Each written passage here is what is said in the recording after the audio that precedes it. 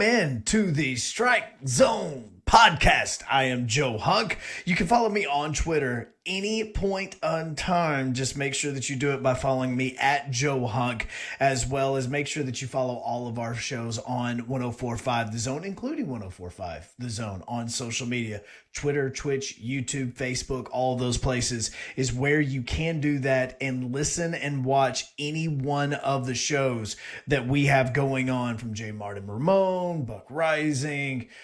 You also have Blaine and Mickey, obviously 3HL, our Tennessee podcast, all of this stuff. Like, I can go through a whole lineup of all the different podcasts and shows that we have going on here on 104.5 The Zone. But welcome in.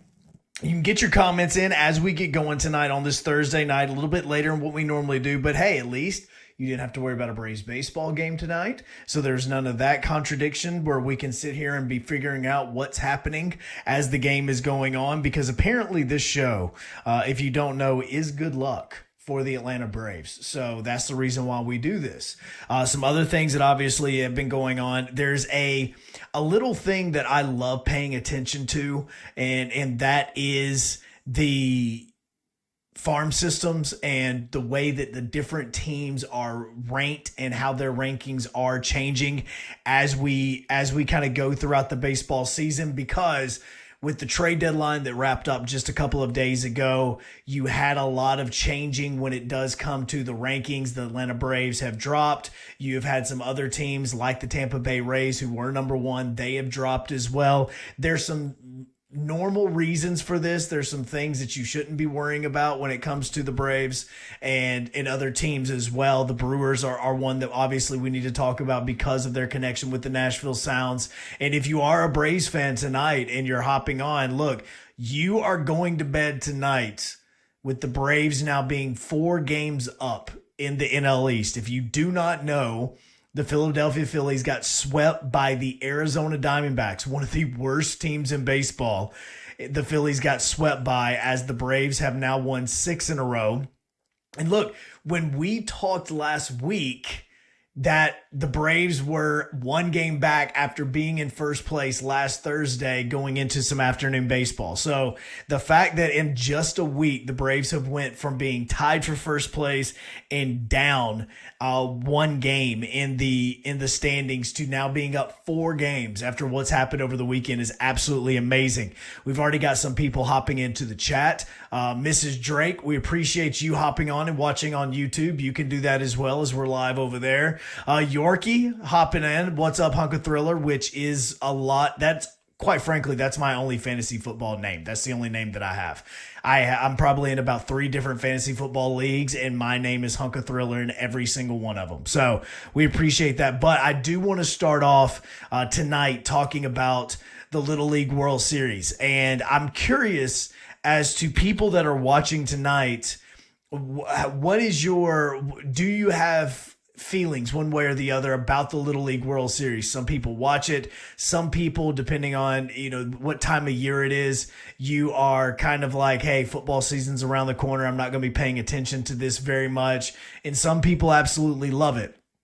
If you do not know, Nolansville, who obviously is right outside of Nashville, has made it all the way to the Little League World Series, and they played this afternoon. And unfortunately, they lost to Ohio. And honestly, Ohio threw their ace at Nolansville, and that is the reason why it kind of went the way that it did. Matter of fact, they are going to play the loser of New Hampshire and California, which that game was going on as I left the studio. I do not know who won and lost that, but the winner of that game is going to be playing Ohio on Saturday. The loser of that game will be playing Nolansville on Saturday. That game is going to have a first pitch of about noon on Saturday. You'll be able to watch it on the ESPN. The thing about Nolansville, and regardless as to how this game happened, if you don't know, this game went into extra innings. In Little League World Series, they only play 6 innings, and this game ended in the 8th inning. Nolansville had an opportunity, and they have an opportunity to win the game in the bottom of or in the top of the 7th inning and take the lead. They had the opportunity to take the lead in the top of the 8th inning and were unable to get the run across in the bottom of the 8th inning. Ohio actually got a runner on second base. They tried to bunt the ball and it did not work. And what eventually happened is they had a runner on second with one out. A play, which is just part of baseball.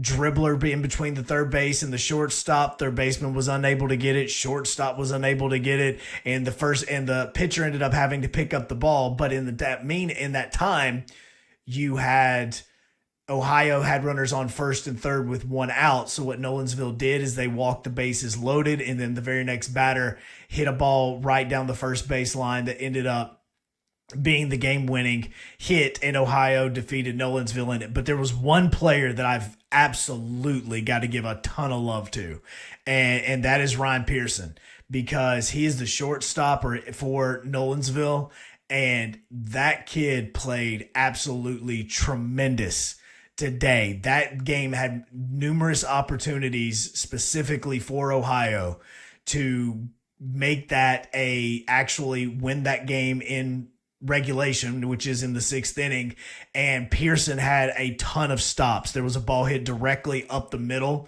that could have been a base hit that he took away by getting over behind the bag, making the catch, throwing the guy out at first. He also had another play late in the 7th inning or 6th inning where he had an over-the-shoulder catch that would have been a hit for Ohio. He had some tremendous plays tonight or earlier today, and he did very, very well. So Ryan Pearson, wanted to give you some love tonight as we get going on the podcast, because you played absolutely tremendous. I know that it obviously did not result in a win, but you got to come out. It's a double elimination tournament. They are playing in the Tom Seaver Championship round, and that will be something that we're going to obviously continue to pay attention to as the Little League World Series goes along. Now, let's move on to the Atlanta Braves. You see the question directly over here to my left. I'm thinking that's the left.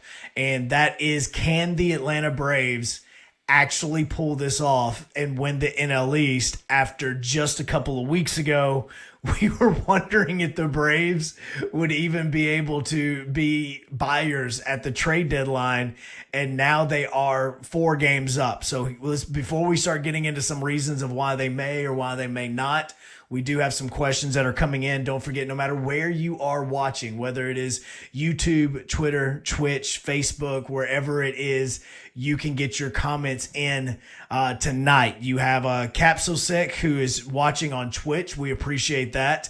Says, with how bad their division is, why don't the Braves look for big names to sign for a few years to have a chance at the title? So what he's obviously talking about is the potential over the course of the next few years, and seeing what would be a possibility with these free agents that are coming to be. The problem with some of this is that some of these free agents that we are going to be, and that I'm going to go ahead and pull up for you so that you can kind of see what we're talking about. Some of these free agents are going to be guys that you normally would not be thinking about at this point in time. At this point in time in the year, this is where a lot of these teams were being talked about as far as, hey, what are they going to do? You had your Chris Bryant. He got traded. Obviously, the Mets didn't trade Marcus Stroman because at the point in time they were in first place, and all of these guys are going to be free agents coming up after this season. The saddest one for the Braves, which obviously they were never going to match the $18.9 million that the San Francisco Giants threw out at him, is Kevin Gausman, because he was a part of this Braves team last year, and he has been absolutely tremendous for the San Francisco Giants, and is actually part of the reason why they are in first place right now in the NL West. You can look at some other names that are going to be brought up. Your Justin Verlanders are going to be talked about. Zach Greinke is going to be talked about. Obviously, you have your Nolan Arenados and guys like that could potentially be, depending on their player options. Trevor Bauer that's not happening. I know that today the lawsuit and the restraining order was denied by the judge. And so I do not know at this point in time what that means for Trevor Bauer and what could potentially go on with his Major League Baseball career. But I can almost guarantee you it's not going to be anything big when it comes to Major League Baseball.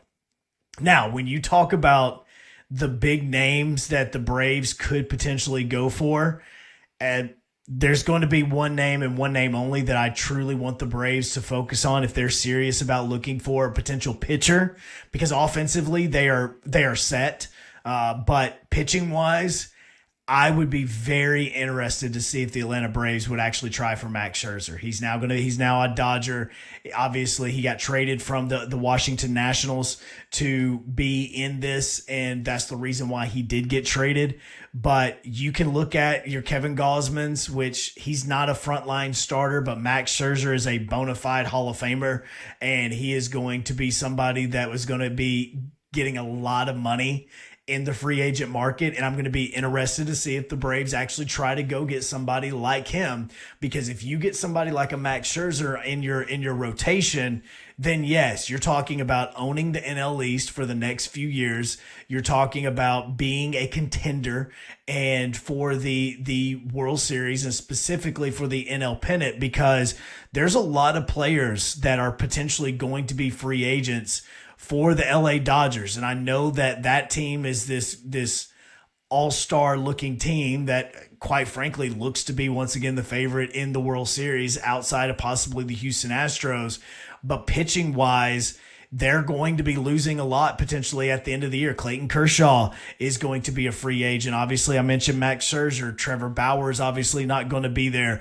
And then there's also the other one that people haven't really talked about just yet, but obviously if you're a Brave, you know this to be a really big deal, and that is the fact that you have got Kenley Janssen, who is going to be a free agent at the end of this season. And so you have to kind of wonder, all right, what would a team like the Dodgers potentially do with Kenley Janssen? Would they try to re-sign him because he's been such a big part of that back end of that bullpen?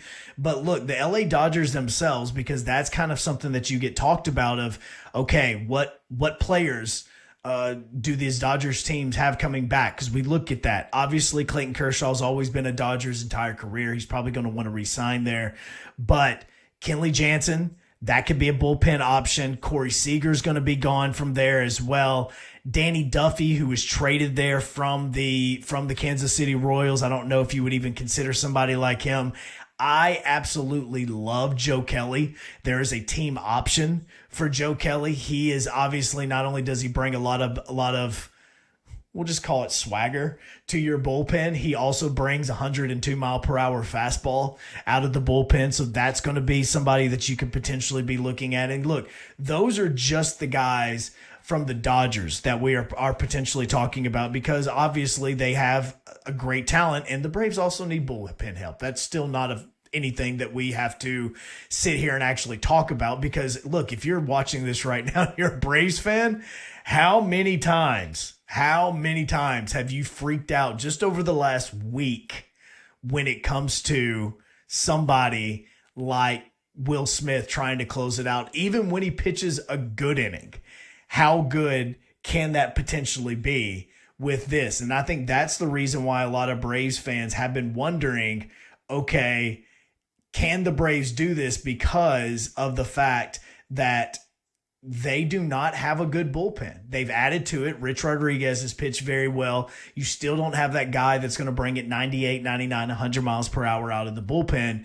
And that's where the questions lie. The biggest thing that is going to be a hurdle for the Braves is, I know that Braves fans are extremely excited with the way that this team has been playing so far this season, and specifically in the month of August. But what you really have got to pay attention to, and I know that it's really just down to the Phillies and the Braves, you have got to look at this schedule for Atlanta, not just the remaining part of August, but you've got to look at their September as well. Now, when you first look at the Phillies, they're 4 games back. You still have to pay attention to the Mets a little bit as well, even though, again, we've tried telling you on the Strike Zone podcast for months that this is not a very good team in the New York Mets. The Phillies, though, do have a homestand coming up with Tampa Bay. Matter of fact, tomorrow they're still on the West Coast swing where they're playing the San Diego Padres. So that's going to be a difficult matchup for them. But then they get Arizona back at home. They get a Washington Nationals team that has already folded. They get the Marlins. I think probably in the month of September, outside of the 3-game series at the end of the season to play the Atlanta Braves, the toughest series that this team has is a 3-game series, the 6th through the 8th of September, when they're taking on the Milwaukee Brewers. That's the only playoff team outside of the Braves that they will be facing in the month of September. That's the reason why a lot of people are looking at this Phillies team and saying they have the best road to the NL East crown. Now, the other part about this is if you're a Braves fan, you cannot focus on the wild card, okay? Because right now, the Braves at this point in time with 65 wins, they would still be out of the wild card by about 3 games, because right now with San Francisco in first place, you have the Dodgers right now are holding on to that first wild card spot with 75 wins. The other teams that are behind them with the 75 wins is you're going to have San Diego, which has 67. That's still 2 more than the Braves. At this point in time, even if the Braves were not in first place, they would still be 2 games back of the NL wild card, and that is the Dodgers and Padres. And the Padres have been struggling. They had a long stretch where they probably lost about 7 or 8 games in a row, which is the reason why they've kind of fallen behind the way they are. They're still arguably one of the top 2 baseball teams in Major League Baseball and in the NL right now. So for the Braves fans, you have to only focus on the NL East. The Phillies right now, they're 4 games back of the Braves. They're 5 games back of the NL, of that second wild card spot. So you cannot focus on the wild card spot. The problem for Braves fans, and I'm not going to be this Debbie Downer, I'm just going to be straight up with you. Outside of this series that they're about to have with Baltimore, which starts tomorrow night, they have to play the Yankees at home. They still have a 3-game series with San Francisco at home. They then have to travel out to the West Coast and play 3 with LA. They have to play 4 with San Diego, where they're going to be the home team for one of the doubleheader games, even though they're playing it in Petco Park. And they still have 3 games with the Phillies. The Braves have a very, very difficult September coming up. And that is the reason why, if you are a Braves fan, you do need to be cautious. Now, I'm not going to say that this is going to be a horrible September. The Braves obviously can win this. And in fact, look, the Braves have been in playoff mode probably for the last month anyway. So what's the difference in September being in playoff mode as well? But this is a very, very difficult stretch. And you have got to win the games that you are supposed to win. That was actually one of, if not the most impressive thing about the Braves stretch so far that they have had over this 6-game winning streak that they're currently on, is the fact that they've won the games that they were supposed to win. Outside of, last night was so frustrating because you're up, 11-3 at one point in time, and the final score is 11-9. But you beat a Cincinnati team that is trying to win the wild card. In fact, they're 1 game back of that second wild card spot. You handled the Nationals on the road like you were supposed to handle them. You handled the Marlins on the road like you were supposed to, because look, when you're looking at these teams that you're going to be facing over the course of the next 40 days, there are teams that are playing for playoff spots, which these become playoff games, like the Yankees that you're going to see at the beginning of next week, like the Giants that you're going to see at the end of next week. And then when you go on the West Coast and you're facing the Dodgers, because the Dodgers are still trying to catch San Francisco, San Diego is still trying to catch San Francisco, and they're still trying to hold on to that second wild card spot. So when the Braves get out of those series, they have to go to Colorado and play. They should be handling Colorado, as even though the Diamondbacks are one of the worst teams in baseball, I believe Colorado is the worst team in baseball. that has to be a 4-game sweep. It sounds extremely difficult to say because sweeping somebody, specifically the Colorado Rockies, in Coors Field is very difficult to do. But you right now have a far superior team than what the Rockies are. You've got to handle that business. You get the Nationals at home. You've got to win those. You've got to win against the Marlins. You get another series against the Rockies. You get a 4-game road trip against Arizona that you need to be paying attention to as well. So there are some games that the Braves are going to be playing in September that they have got to pay attention to. So that's one thing. All right, let's get back to some more questions that are going on. Don't forget, you can ask questions. You can get them into the comments. Facebook, Twitter, Twitch, YouTube, all of those areas are ways for you to ask questions no matter where you're watching right now. Yorkie says that he loves Joe Kelly. I love Joe Kelly because I just love the swagger that he brings to a bullpen. Capsule 6 says, do you think Freddie will stay with the Braves long term, or will he look for a team that can get him a title? Look, the Braves are a team that can get him a title. And the Braves are in that window right now. You'll learn more about that, and we'll talk more about that when we get into this farm system conversation that we're going to get to in just a little bit. But when it comes to the Braves are in a window right now that it's very similar to what the Tennessee Titans are in. When the Titans traded for Julio Jones, that bumped up the window that they are trying to play in to make and win a Super Bowl. So that is why you've got to be aggressive and smart. AA is going to be a general manager that he is only going to make decisions that help the Braves out. Look, I question Jacques Peterson coming in. Jacques Peterson has played tremendous for this team. Jorge Soler, I love him when he makes contact. He just doesn't make contact often, but when he does, he hits bombs. And those were good decisions. Rich Rodriguez, adding him to this bullpen was a very good decision for the Braves as well. The thing about this is when you go into the offseason, there are 2 players that you need to be looking at. Freddie Freeman, obviously, you've got to re-sign him. And I think that will most likely happen extremely fast because I think that Freddie Freeman wants to stay a Brave. I believe that he loves playing in Atlanta. And I believe that's another reason why he's quote unquote hasn't really worried about this so far during the offseason and during the regular season about trying to get any contract work done. And that's one. The Braves need to go for Max Scherzer. And I know that this Braves team does not spend a ton of money, but when you have, in essence, saved money in this Acuna deal that you signed a couple of years ago, and you saved money in this Ozzy Albies deal. Look, Ozzy Albies is getting run under the rug for this deal because he's worth way more than this. I understand making sure that you have the money financially. I understand that, look, let's be honest. If you're Ronald Acuna Jr. and you haven't signed that deal with the Braves, and what happens to you in Miami happens when you're about to come up in contract conversation, you're in trouble.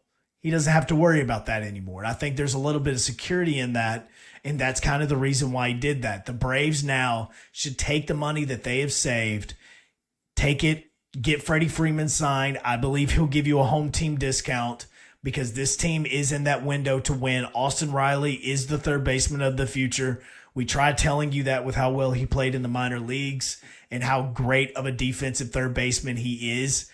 And quite frankly, we still don't know about Ozuna and what is going to happen with him because he's still going through litigation as well. And don't count on him being back, but if he does and he goes through it the right way and he does everything that he has to do, then welcome him back.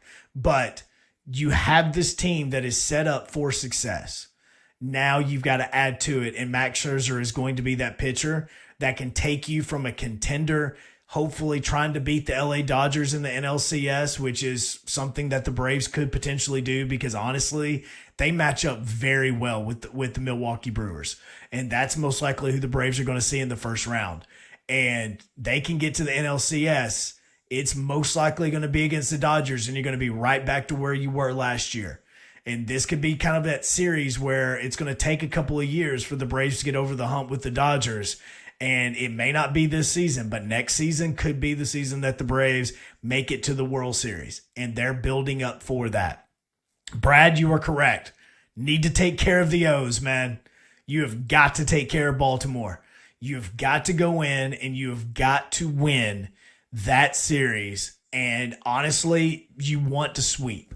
I know that obviously it's easy to say, yeah, you want to sweep, and that'll be your 9th win in a row, and everybody's going to be talking about how hot the Braves are, and they're going to be moving up the power rankings and all these other questions that you're going to have. But you've got to win 2 of 3. You cannot drop that series to the Baltimore Orioles. They are another team that was a seller at the deadline. They do have a couple of good players, but you cannot let those players now, when you got Yanoa back, he pitched very well in his start for the Braves down in Miami. You need to be able to utilize this pitching staff because you are getting healthy at the right time. Zach, I appreciate you hopping in, bro. I do. He says he's tuned in, and I appreciate it. And yes, the O's are crap, and the Braves do have tough sledding ahead. And that's where enjoy this moment. Enjoy everything that you are seeing right now with this Braves team, because in the next few weeks, you could be in some really tough matchups. I do think that the Yankees, even though they are hot right now, man, that is the wrong team for them to be coming in. But luckily, the Braves have only got a 2-game series with them. They have 2 days off before they go, and they play San Francisco at home. And then in the month of September is going to be West Coast trip. So look, this is, if you're a Braves fan, this is what you're going to have to do. You are going to have to drink a Red Bull. They're not a sponsor, but if they want to be, bring it. Got to drink your Red Bull. You've got to drink something to keep awake, because the Braves are going to be in a pennant race on the West Coast with first pitches happening at 8 and 9 o'clock, and you're going to want to stay up to watch this. This is possibly the worst scheduling that the Braves could potentially have for their fans to be trying to pay attention in a playoff race. And almost half of your games in the month of September are going to be played on the West Coast, where you're talking about 9 and 10 p.m. games. Those suck, okay? I mean, you're talking about these games not ending until 12 or 1 o'clock, all right? Sidebar, and let me ask anybody else, because I tweeted about this earlier this week, and I know that there are a generation of adults that have and did grow up on Vince Scully. Okay, one of the coolest things I ever got to do was be in Dodger Stadium in one of Vince Scully's very last seasons. And what people don't realize is when Vince Scully, before he sits down to do the broadcast, before he sits down for this, Dodger Stadium welcomes him to the booth. And so he would stand up and just wave at all of these fans before sitting down to do a Dodger game. And it was one of the coolest things ever. And so to see that happen, it was a really cool experience. That being said, did anybody else grow up on John Miller and Joe Morgan doing Sunday Night Baseball and grew up watching and listening to them day in and day out for major and big baseball games? The other night, I turned on MLB Network, and it was a Giants game, and I have no clue they're playing. I think it may have been the Nationals.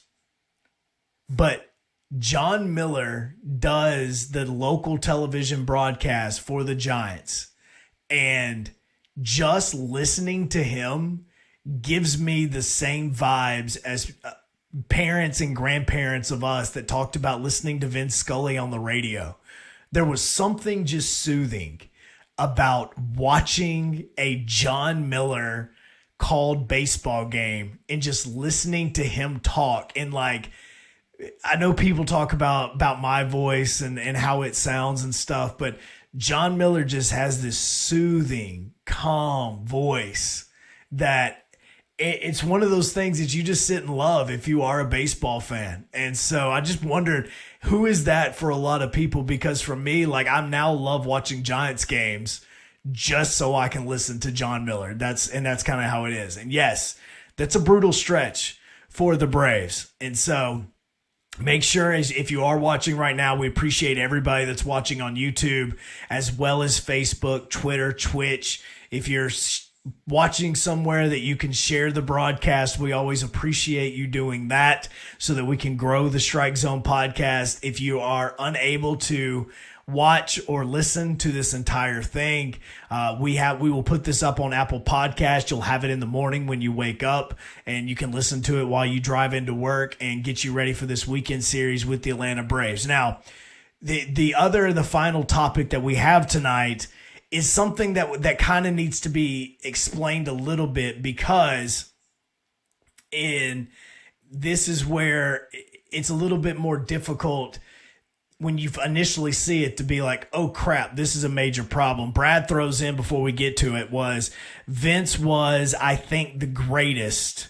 What about you? And are you being Vince Scully? And maybe just the autocorrect threw in the CE, because obviously how many people do you actually know with the name Vin? But earlier this week, Baseball America put out their brand new farm system rankings. And this is something that I pay attention to a lot, because it allows you to know which teams are building their minor league system to potentially make a run. And this is good and bad, because if you're a local person and you're a fan of that team, you love the idea there's always somebody in the farm system that's going to be coming up that you can kind of get excited about. The problem is a lot of times is there's also a ton of unknowns, because outside of your diehards, how many people actually knew who Christian Pache was last year in the NLCS? Now, he showed out. And I mean, he's going to be back up with the Braves at some point in time. But how many people actually knew who he was outside of the guys that are paying attention to your farm systems? And I think that there were a lot of people that were wondering, why on earth would the Tampa Bay Rays let somebody like Willy Adames go, trade him to the Milwaukee Brewers? Well, it's because you had the number one player in the minor league system in Wander Franco available for you to call up when you wanted to call him up. And so over the course of the last couple of weeks with the trade deadline and oddly enough, what is called graduation, a lot of these rankings have changed. And the Tampa Bay Rays were the number one team in minor league baseball farm system wise. They've now dropped to number 7. And you're like, how do you drop so quickly? Well, it's because they have a lot of players, lot being 2, 3, 4 players that have quote unquote graduated from being prospects to being Major League Baseball players because of service time. And so when you look at a team like the Rays, Wander Franco, I just mentioned him, number one player in baseball. He gets called up, and he's been having a tremendous season so far for the Rays, as they are the number one team in the AL East. Randy Arozarena, who had an outstanding playoff last year, he was part of this. Luis Patino is another minor league prospect. I believe it's Shane McClanahan. He's gotten called up as well. Those are 4 top 10 prospects, top 15 prospects for the Rays that have been called up, and they have graduated now to service time in the major league. So they're no longer prospects. That's the reason why they get in. On the other hand, you have a team like the Seattle Mariners, which haven't made the playoffs in 2 decades. Okay, think about this. Okay, look, I was a junior. No, actually, this was the very beginning of my senior year in high school. Was the last time the Seattle Mariners made it to the playoffs. That was that 100+ win team that was part of, that had the All-Star game that year, was the best team in baseball, and they ended up losing, I want to say, the NLCS to the New York Yankees. And that was the last time the Mariners made the playoffs. They have been a horrific team. They have had a couple of seasons where they did very well. when they should have made the playoffs. Like, this is where the Oakland A's just totally mess with you. But they had some years where they had Kyle Seager, they had Felix Hernandez, they also had Nelson Cruz, they had D. Gordon while he was still fast. They had all of these players, and they really Mike Zunino was a part of that, who's now the catcher for the Tampa Bay Rays. They had all of these players, and they just never could get it together. But they had this tremendous team about 4 or 5 years ago, and they were so much fun, even to play with on MLB The Show. I think I started a season with them because they were just so much fun to play with. And they just couldn't make the playoffs. And now that Mariners team has the number one farm system in baseball because of I want to say, have maybe 5 players in the top 20 when it comes to the top 100 prospects in baseball. So a couple of years ago, that was San Diego. A couple of years before that, that was the Chicago White Sox. Who did we just talk about a little while ago when it comes to the teams that are leading their divisions or in their wild card races? San Diego Padres. White Sox right now are leading the AL Central, and they did it by bringing up Eloy Jimenez as well as Juan Moncada. Yeah, that's how you say it. And then adding veteran pitching to this as well. They've had a lot of good general manager work that has been able to do this.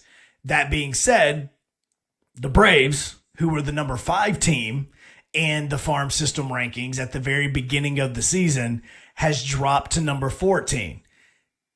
There's some reasons why. First, you look at the graduation as well as some of the players that were traded at the deadline for exactly what we were just talking about, and that is for these players that have come in and have helped the Braves get into the number 1.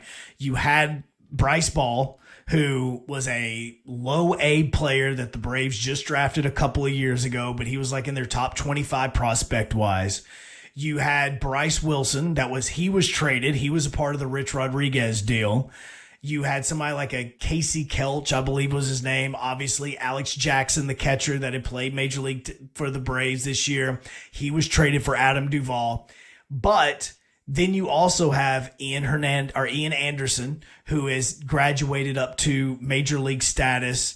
We were just talking about him. He now has Major League status. William Contreras has spent a lot of time in the major leagues, even though now he's back with Gannett. He is no longer considered a prospect because of his major league service time. So that is about 6 or 7 players that were on this Braves team farm system list that are now no longer considered prospects or are prospects for a totally different team. That's why the Braves have dropped down to number 14 from this. When you do talk about the Braves and what players are in the top 100 prospect wise, Christian Pache is still the highest up. He's at number 40. You have Shea, I forget how to say his name, Langers. Matt's talking about him right now in the chat. He dropped to number 75. Drew Waters is at 86. And Michael Harris, who is, I believe, in high A ball right now, he's at 96. So the Braves have 4 players that are currently in the top 100. And so Matt has gotten a question in. He even says, I can't believe that Shea dropped. He's a catcher, by the way, which the Braves desperately need to bring in some sort of young catcher. Because as much as I love Travis d'Arnaud, at some point in time, you're going to have to go past him. And the Braves have, honestly, since Brian McCann, they have not brought up a catcher. Although my favorite catcher of all time, which was Jared Saltalamacchia, was a Brave. And then he was traded as part of the deal to bring Mark Teixeira to the Atlanta Braves, which could be one of the worst trades in Braves history. Langoliers, is that right? Langoliers, did I pronounce it right, Matt? See, there's some of these prospects' names. Look, as a guy whose last name is Hunkapiller, I understand, and I'm sure that Shea Langoliers is not going to be able to get upset with the fact that I said his name wrong, so I apologize for that. But he says that you can see why Pache and Waters dropped. They have Pache's been playing a little bit better in Gwinnett. Drew Waters, I think, is going to be this player that the Braves are going to hold back because of service time. In theory, possibly into next season, because at some point in time, you've got to see what Drew Waters has, because he is too good to keep him down in the minor leagues, even though he's kind of been up and down this season. I say in theory, he could be somebody that the Braves hold back because of service time, because there's a conversation that is going to be had as part of the collective bargaining agreement that service time is going to get called into question during the off season. And if that does take place, there may not be another service time kind of setback that would allow a team to get an extra year of contract time based on the amount of games that a player will play. You've seen a lot of players that have had this kind of used against them. Chris Bryant, Bryce Harper. You also had, I almost said Matthew Stafford, but that's not the one. Strasburg is who I was thinking of. He had it used against him. Jason Hayward, actually, he was on the starting lineup day one, so he was one that didn't get used against him. Ronald Acuna Jr. was one that got used against him, so that they kept him back until his service time could be one that they could keep for an extra year, even though they've already gave him a big deal. And so that's going to be something that's talked about. If that is not a question, then maybe Drew Waters breaks camp next season with the Atlanta Braves. That's going to be a question. Do you ever think that Kyle Wright ever figures it out? Kyle's in AAA right now for Gwinnett. Obviously, I love the kid to death. He's had some ups and downs. He was a part of that NLCS roster for the Braves. He pitched in a humongous game for the Atlanta Braves in that series. And I do think that he has got to kind of figure things out. He's pitched well over the last month. I know that he had a really good showing against the Nashville Sounds the last time the Sounds were in Gwinnett. And I think that he does not know who he is right now as a pitcher, because I think that there are pitchers in baseball that, one, don't know if they're a relief pitcher or if they're a starting pitcher. Sean Newcomb is a really good example of a guy that could be a starter, could be a reliever, don't know which way he wants to go. And the Braves have kind of put him in both. And it's really kind of this kind of purgatory if you are a pitcher. The problem with Kyle is that a lot of times his breaking stuff, he continues to need to work on to make it more consistently. And the velo at this point in time is mid-90s. And for some crazy reason right now, you have to have mid to upper 90s to even be a starter sometimes in Major League Baseball.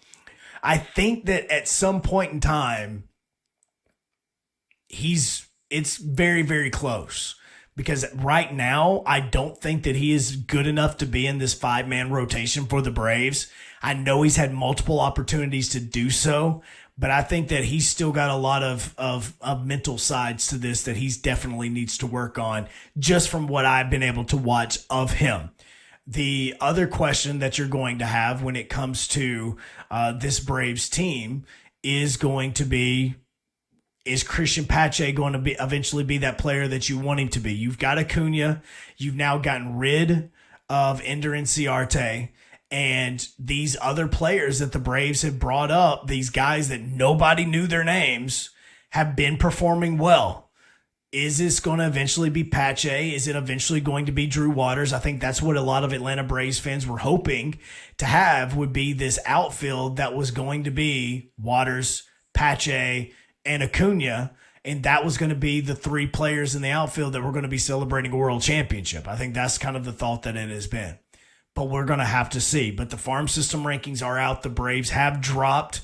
And that was kind of something that we talked about at the trade deadline, is would the Braves try to get some prospects in, or would they go for it? They've chosen to go for it. They're 4 games up in the NL East right now. They've got a 3-game series with the Baltimore Orioles coming up this weekend. The Phillies have got a really tough beginning part of the stretch, but then once they get into September, the Phillies schedule is extremely easy outside of the Braves and Brewers, where the Braves schedule is going to be extremely hard because of the Giants, because of the Dodgers, because of the Padres. That's going to be a very difficult stretch for Atlanta. And this is not a wild card or bust type situation. This is NL East or nothing. So we'll see how they do. I appreciate everybody hopping on. Make sure that you give me a follow on Twitter at Joe Hunk. Follow me on Instagram. Follow me anywhere that you potentially would like to. And obviously, we can talk a lot. I am a part of the fam, apparently. I am in this humongous chat that is one of these gigantic 400-mile long posts that I don't think anybody knows where it starts. Is like Lamb Chop's play along. Nobody knew where it started and nobody knows where it's going, but it's never going to end. So I'm a part of that. You can hop on, follow me right there, and we can talk some J. Martin Ramon. Matt, I appreciate it. Brad, I appreciate it. Yorkie, I appreciate it. Everybody else that's hopped in tonight, thank you so much for doing it. Yep, part of the fam, Brad. I'm part of the fam. I've not opted out as of yet. I will tell you that I continue to look at my notifications, and anytime I look at them, there's about 30 of them, and none of them are anything other than GIFs, and I just laugh my tail off at how this thing has evolved. But I appreciate everybody hopping on. If you did not get to catch this entire podcast, make sure that you go to Apple Podcasts, give us a subscription there, give us that 5-star rating, that 5-star review, so that anytime anybody looks up something baseball-wise, the Strike Zone podcast hops up there so that they can start watching and they can join in with us every single Thursday night at 9 o'clock-ish whenever we go live. So, yes, Yorkie. See, Yorkie, he voted for me to be a therapist because the 3HL poll question, apparently I'm only 4%, and only 4% of the 3HL voters voted for me to be their therapist, and I appreciate Yorkie being one of those. You can also vote on me if you go to our 3HL podcast or our 3HL Twitter feed right now, because we're also voting on who would come back as a ghost. I'm also getting my tail kicked in that. So any love you could give me there, I really deeply appreciate it. See you tomorrow on 3HL starting at 3 o'clock. And of course, on Apple Podcasts. You can listen to this starting on Friday as well. You have a good night. Go Braves. Let's have ourselves a fun week.